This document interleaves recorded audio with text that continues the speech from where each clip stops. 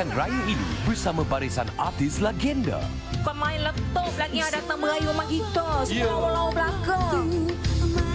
Barulah meriah lain macam deh. Untuk raya tahun ni, kita jemput artis semua datang sebab kita nak throwback sama-sama dengan apa kita.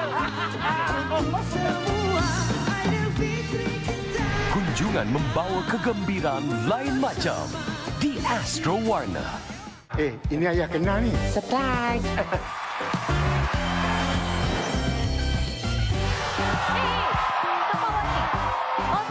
Kecoh betul beraya dengan sepatu.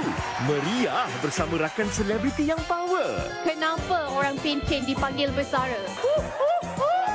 Kebayang bersama tu kita. Sepatu reunion kecoh beraya. Meriah lain macam di Astro Warna. Asam Munas.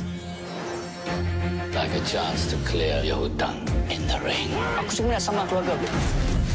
Aku nyari adik aku. Kau rasa kau kuat sangat nak lawan seorang-seorang?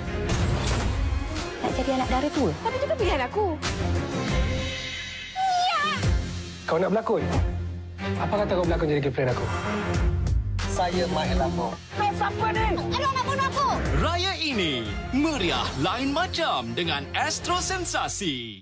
Glamour. Destinasi baru. Ada bapak baru. Awesome.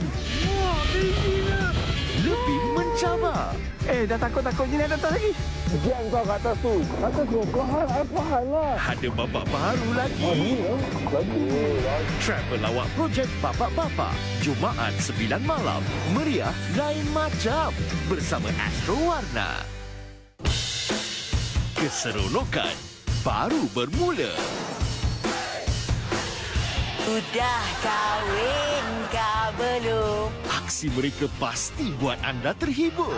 Macam bau keluar kelak, barang. Mana boleh?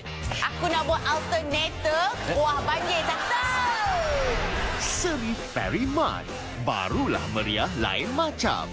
Di Astro Warna.